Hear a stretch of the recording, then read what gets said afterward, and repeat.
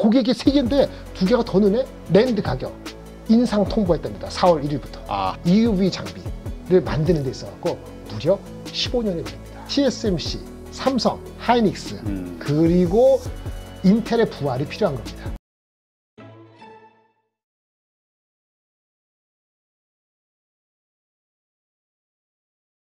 오늘 모신 분은 유니스토리 자산운용 김장렬 본부장이십니다. 안녕하세요. 네, 안녕하십니까. 네, 오랜만에 뵙는데요. 네. 야, 오늘 그 미국 그 3대 지수 모두 좀 급락이 나오면서 그렇죠. 오늘 상당히 힘든 하루가 되겠다 생각했는데 의외로 한국 증시가 강하네요. 상당히 강합니다. 네. 뭐 일본이나 대만도 있죠. 그 다른 중국 대비했을 때도 엄청 강한 편이에요. 올해 우리가 거의 수익권인 것 같은데 올해 수익률은 네. 세계적으로 3위 정도 되죠. 뭐 1위가 독일하고 그 다음에 항생 지수가. 항생도 참 요새 강해요.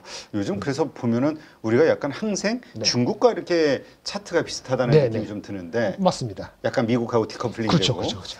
근데 사실 오늘 그 한 줄기 희망이 뭐였냐면 장 시작 전에 그 브로드컴 실적이 잘 나오면서 거의 15% 이상 가까이 급등했었죠. 그렇죠. 그것이 아무래도 좀 좋은 영향을 미쳤다고 봐야겠죠. 오늘 한국 증시에. 이게 녹화해서 지금 안 나가고 내일 보니까 장 끝나고 참 개탄할 수밖에 없는데. 그렇죠. 이게 지금 2시인데. 참.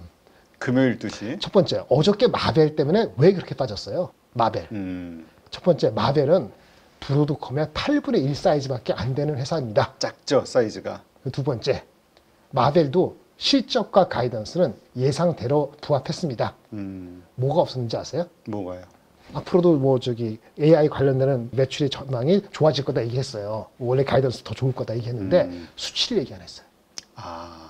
그렇다고 우리가 가이던스가 100이었는데 약간 높은 예상치, 스트레이트 높은 예상치보다 그러니까 평균은 밑에 했는데 아주 높은 스트리트 인더스트리 에스티메이트 약간 3% 빠졌다는 걸 가지고 빼기 시작하는데 구체적인 얘기 안 했다. 구체적인 넘버 안 줬다. 빠진 거예요. 근데 오늘은 뭘까요? 브로드컴 8배 큰 거?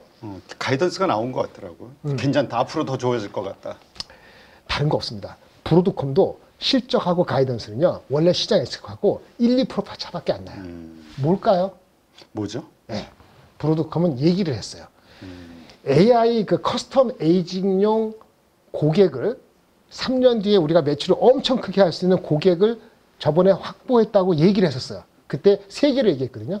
오픈AI하고 메타하고 하나 더. 3개를 분명히 집어서 얘기했어요. 이번에 뭐라 그러냐면 2개 더 어디셔널 논의 중입니다. 그래서 신규 주문이 더 늘어날 것 같다. 라는 걸 연결고리를 좀 구체적으로 얘기하다 보니까 그걸 보고 올라간 겁니다. 실적 가이던스 나쁘진 않았지만 뭐 5% 10% 높지 않아요. 그래서 마벨이나 이거나 비슷비슷합니다. 근데 여기는 구체적으로 안 얘기했고 여기는 구체적으로 이해할 수 있는 실마리. 고객이 3개인데 2개가 더 느네? 그러니까 이게 그러면 같은 값은 PER도 비슷하거든요. 27배예요. 뭐 사시겠어요? 그렇지. 싼 거 사지. 아니 큰 거 사지. 큰 거 사지. 그리고 어쨌든 그 마벨은 그 소프트웨어도 없지만 우리 브로드컴은 소프트웨어가 있어서 평균 마진이 얼마인지 아세요? 얼마죠? 엔비디아와 똑같습니다. 65%. 엄청나네요. 네. 근데 그거 사실은 기어들은 소프트웨어가 마진 75%짜리가 52%고 나머지 하드웨어 48%가 반도체가 작아서 55%예요. 이거 엄청난 마진이잖아요. 근데 고객은 더 추가한대. 원래 그렇게 생각했지만 그러니까 주가가 내려가다가 이거 봐라 얘는 잘하고 있는 것 같네. 그러니까 믿음이 좀 가가지고 주가가 그냥 올라간 거죠. 천만다행입니다. 이거 이틀만 늦게 나와도 우리나라 소부장제 아작이 날 뻔했는데 어제 아작 난 거 조금이나마 반등을 하는 거죠. 근데 어쨌건 지금 이 한국 증시 강한 거 이것이 계속해서 미국 증시가 저렇게 빠진다 해도 계속 갈 수 있을까? 요즘 자꾸 그런 생각이 들어요. 근데 자꾸 이렇게 버티니까 자꾸 기대감도 좀 생기고. 그렇죠. 어떻게 보세요? 트럼프의 관세하고 이슈가 별로 없는 섹터가 우리가 많다 그러면은 가는 거죠. 아까 잘 말씀하셨는데 그게 답변을 이렇게 할게요. 1등이 누구라 했죠? 우리 전 세계에서 1등 연초에 지금 한 15% 16% 독일. 독일이 가는 거는 인프라 국방 예산. 근데 거기도 아까 잠깐 시작하기 전에 했는데 PBR이 10배짜리가 계속 가고 있어요. 우리나라의 한화 에어로스페이스처럼. 방산주가. 한국도 그게 붙들어 있는 거죠. 그러니까 독일이 가는 한 한국이 안 갈 리가 없다. 이렇게 붙들고 있을 겁니다. 하나. 그 다음에 또 14% 15% 오른 주식 시장에 어디가 있죠? 홍콩 항생지수. 거긴 뭐죠? 딥시크발. IT가 되게 많은 거기에요. 그러니까 CSI 상해 지수는 여러 가지 섞여 있잖아요. 공상은행도 있고 무슨 이상한 은행도 있는데 순수하게 이 IT, 이 AI 관련되는 게 많이 들어있는 거 알리바바, 뭐 텐센트, BYD, 샤오미 이게 다 어디 있냐면 홍콩 항생 지수에 들어있거든요. 네. 그거 올라간 거예요. 우리 뭐가 있죠? 하이닉스가 있는 거죠. 근데 조금 엔비디아 때문에 흔들리긴 했는데 오늘 이런 거 봤을 때 부르고 기다리면 되겠네 하니까 어제 왜 빠졌지? 목요일날? 그럼 반등하는 거죠. 그러니까 오늘 저 하이닉스도 좋은 흐름 이제 그렇죠. 양전 뭐 하여튼 많이 마이너스 폭이 줄어서 이제 뭐 상승 반전 지금 2시 시점 뭐 움직임이 나오고 있으니까 뭐 상승으로 마감될 것 같아요. 지금 분위기로 봐서는. 하나 더 있습니다. 랜드 가격 인상 통보했답니다. 4월 1일부터. 아 하이닉스가 한 건 아닌데 샌디스크가. 아 샌디스크가. 그게 아마 오늘 점심 전후인가 직후인가 뭐 사마 다른데 1시에서 2시 사이에 12시 넘어가면서 알렸을 겁니다. 그렇다면 이제 그 SK 하이닉스 사실 그 엔비디아가 계속 조정을 받으니까 뭐 마이컨도 빠졌고 그러다 보니까 이제 AI 반도체 이제 끝난 거 아니냐 이제 이런 의심 때문에 지금 시장이 흔들렸는데 일단 SK 하이닉스 어떤 관점으로 봐야 됩니까? 엔비디아하고는 상관없이? 네, 좋은 관점으로 보시면 됩니다. 올라갈 수 있다? 네, 올라갈 수 있다. 자, 이제 이 반도체 이야기를 하다 보니까 이 엔비디아 참 부러워하잖아요. 갑이 돼야 되는데 우리는 항상 납품업 그 체인 밸류 체인 안에 있어가지고 여러 가지 이렇게 영향을 받을 수밖에 없으니까. 예, 그렇죠. 예. 그러다 보니까 이 반도체 쪽에서 슈퍼을이라고 하는 ASML 이거에 대해서 자꾸 부러워하면서 도대체 저건 어떤 회사길래 이런 궁금증이 좀 생기거든요. 그렇죠. 근데 또 이번에 우리 저 본부장님이 반도체 초격차라는 이 책을 ASML에 대한 이 쓴 책 이걸 또 번역을 하셨어요? 네네네. 뭐 제가 적은 건 아닌데 워낙 잘 적은 책이라서 의뢰를 받아서 제가 한국어로 이렇게 바꾸게 되었는데요. 제가 원래 전공이 전자공학과고 현대전자에서 오래 있었잖아요. 그런 관계 때문에 저는 수월했는데 내용을 보니까 진짜 웬만큼 반도체 관심 있는 분은 꼭 시간 내서 읽어볼 만한 책이라고 제가 강력히 추천드립니다. 아 그래요? 왜냐하면 제가 나이 이제는 곧 6학년 되는데 책을 3번 이상 읽은 책이 이게 3번째입니다. 아 그래요? 네. 읽어보실만 합니다. 알겠습니다. 한번 읽어보고요. 일단 왜 슈퍼을로 불리는 이유가 뭡니까? ASML이. 얘네밖에 못 만드는 제품이죠. 아니 그러니까 왜 얘네밖에 못 만들죠? 이렇게 엄청난 시장 독점을 하고 있으면 제 생각에는 막 여러 군데 경쟁이 나와서 하다못해 엔비디아 대 AMD라는 경쟁자가 있는데. 네네. 그 역사가 그렇게 간단하지 않더라고요. 처음부터 ASML이라는 네덜란드 회사가 만의 기술을 갖고 있는 건 아닙니다. 운도 따랐고요. 그 다음에 가장 중요한 거는 아주 어려운 시절에 버티면서 투자 결정을 합니다. 약간 삼성전자 하이닉스하고 비슷하지 않아요? 40년 전에 그 어려운 시기에 결단을 내리는 거. 엄청난 결단이에요. 이 투자 비용이 많이 들거든요. 아니 네덜란드, 독일 이런 나라들이 유럽에 있는 회사들이 얼마나 까다롭게 하겠습니까? 미국같이 카우보이 정신도 별로 없을 것 같은데 일본의 업체가 리더가 있었고요. 원천 기술은 미국한테 받았고요. 일본의 리더가 니콘, 캐논이라고 카메라 만드는 회사 있죠. 이게 광학이거든요. ASML 만드는 장비라는 것이 우리 노광 장비, 반도체 웨이퍼 위에 회로를 그릴 때 그 미세한 회로를 빛을 쪼아주는 장비가 ASML을 만드는 노광 장비라는 건데 그 원천 기술은 미국이 갖고 있었고요. 실질적으로 양산역에서 시장을 완전히 쥐고 흔들었던 80년대까지 했던 회사는 일본의 니콘과 캐논입니다. 근데 걔네가 다 ASML한테 슬쩍슬쩍 자리를 빼주기 시작한 게 뭐 때문인지 아세요? 뭐죠? 엄청난 기술적 도약이 필요한 시기에 돈이 들어가야 되거든요. 그거를 주저주저 한 거예요. 슬쩍슬쩍 발을 빼기 시작합니다. 기술적인 한계에 부딪히니까 대서 투자해가지고 이 사업을 크게 가져갈 수 있는 가능성이 있을까? 머리를 굴리는데 해결이 안 되는 거예요. 여기 나옵니다만 장비 중에서 노광, 빛을 쪼이는 그 장비가 사진하고 비슷한 건데 EUV. 예. 지금 나오고 있는 게 EUV인데 원래 거는 그 전부터 다른 장비가 있었어요. 그걸 DUV. 그게 DUV군요. 예, 맞습니다. DUV 전에는 그냥 노광 장비인데 이게 단계가 점점 복잡해지면서 반도체 이렇게 회로의 선폭을 이렇게 쇼트하게 만들다 보니까 빛의 파장 있잖아요. 파장이 단파장이 돼야 되는데 단파장을 만드는데 기존의 빛의 강원 갖고는 안 되는 거예요. 그래서 장비를 개선하는데 상당히 근본적인 문제가 생긴 거죠. 그러니까 어떻게 해요? 돈이 엄청나게 들어갑니다. 네. 그렇죠. 근데 자기는 일단 1등을 하고 있어. 그러니까 다음 단계의 기술적 진보를 노력을 할까요? 천천히 할까요? 천천히 하겠죠. 일본이. 그 틈을 얘네들이 들어간 겁니다. 근데 ASML도 결론을 말씀은 EUV 장비를 만드는 데 있어갖고 무려 15년이 걸립니다. 아, 상당히 오래 걸렸군요. 네네.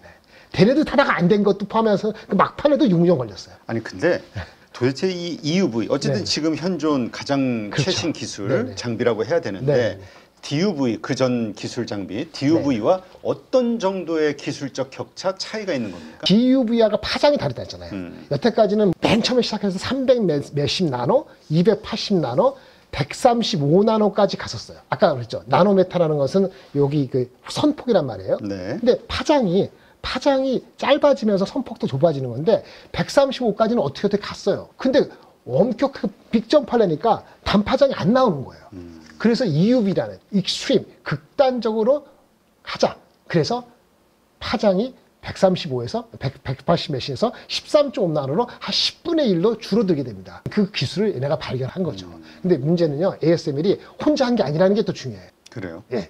아까 우리 빛을 쫀다 했잖아요. 그럼 뭐가 필요합니까? 레이저가 필요합니다. 그 짧은 파장이 어떻게 나오냐면은 강력한 레이저가 뭘 쏴요. 강력한 레이저가 나옵니다. 네. 여기 주석방울 있어요. 주석이 뭐 눈에 보이는 게 아니고 30 마이크로 되는 눈에도 보이지 않는 주석이 막 떨어집니다. 주석이 1초에 5만 번 떨어져요. 1초 5만 번 떨어지는 거 여기 레이저 빔이 가서 맞춰야 돼요. 그 레이저 빔이 주석을 1초에 5만 번 떨어지는 주석 30 마이크로밖에 안 되는 걸 정확히 맞춰가지고요. 그러면 플라즈마가 나오거든요. 네. 엄청 뜨거운 열이 무슨 태양광에서 나오는 그 플라즈마가 인위적으로 만들어지는 겁니다. 그리고 거기서 파생되는 빛이 나와요.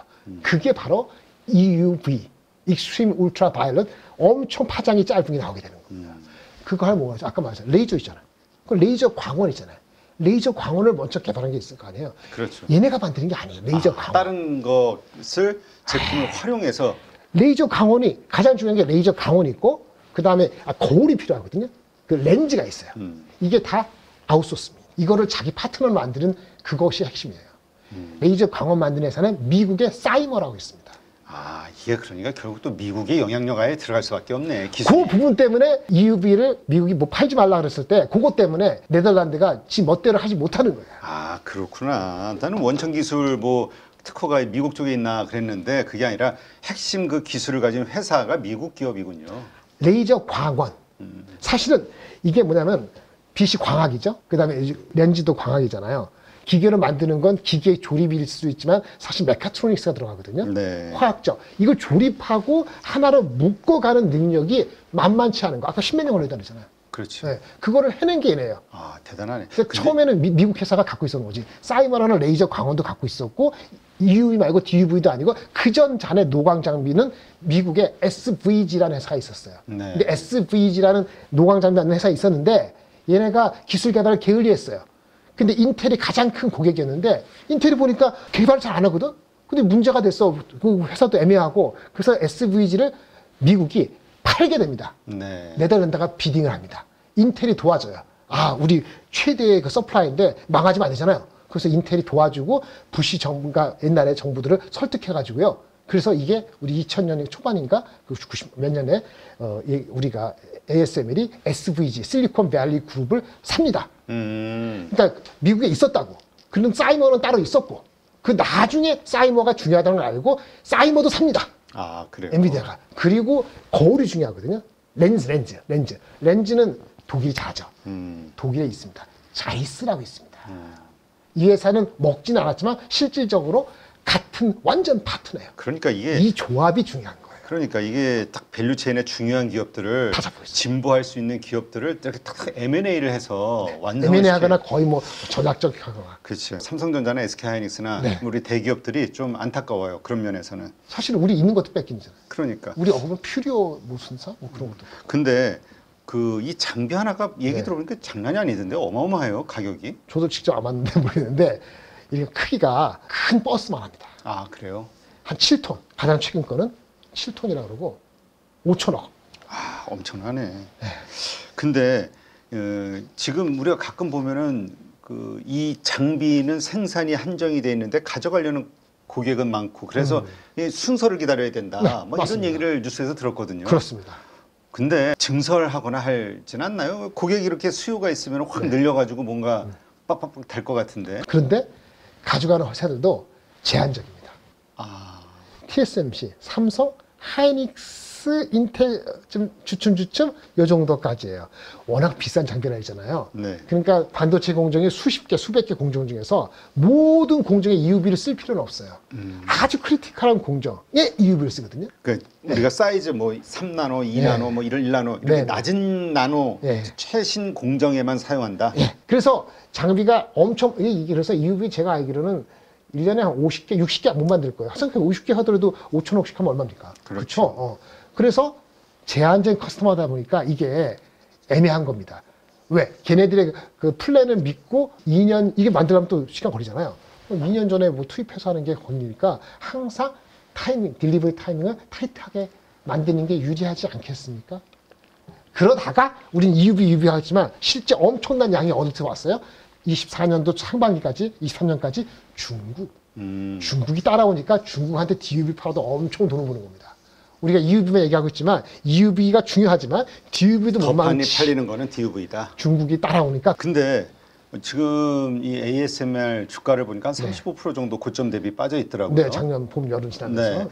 그렇다면 그 말씀은 그동안에 큰 고객이었던 중국 이제 수출 규제 때문에 못 하잖아요. 그렇죠. 그렇다면 그렇게 작년에 확 늘어났던 그 매출이 이제는 이제 발생할 수 없다. 그러니까 매출이 줄 수밖에 없다. 주가 하락의 원인은 여기에 있다. 이렇게 봐야 됩니까? 그렇습니다. 그 작년도 여름 되면서부터 너무나 클리어졌고요. 작년 봄 때부터 그게 보여서 주가는 쉽지 않아지기 시작한 게 그때부터입니다.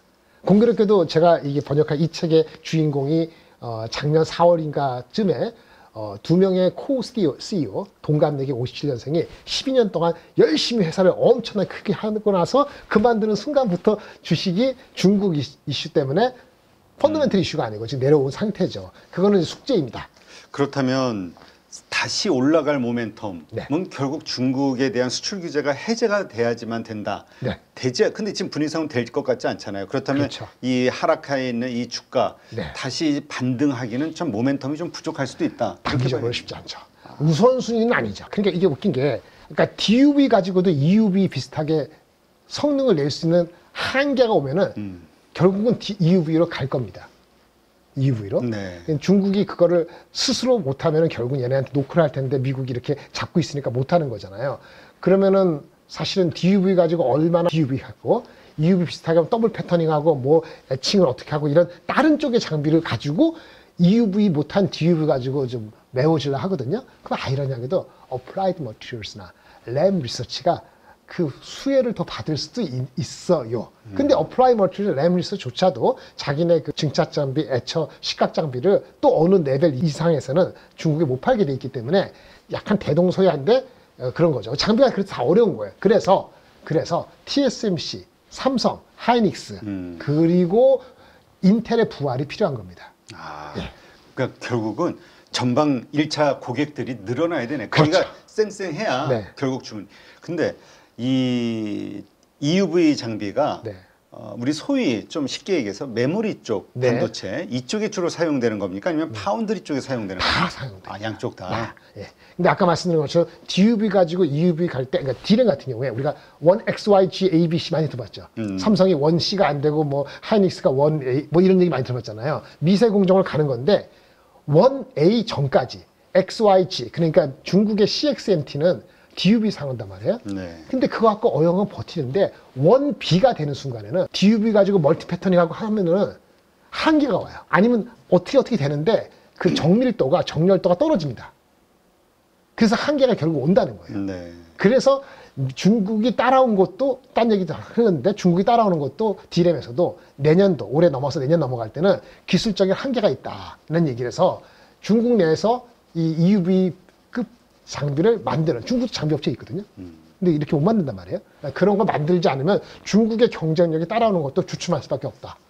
그럼 거꾸로 EUV 만드는 얘네들은 뭐냐? 중국 못 판다 그러면 할 수 없어요. 삼성하고 이런 쪽에서 많이 해야 되고 많이 한다는 얘기 뭐죠? 삼성하고 인텔사람하고 TSMC하고 하이닉스 한다는 얘기는 얘네들은 누굽니까? 우리 보도 큰 얘기했는데 GPU 말고 AG 기기 뭐고 이런 거 계속 투자하면서 거기 장비에 미세 공정이 필요하다고 계속 증명이 돼야지 EUV 장비가 더 많이 필요하게 되는 거죠. 근데 필요할 때 EUV를 만드는 얘네밖에 없으니까 갑자기 돈을 많이 줘야 되는 거잖아요.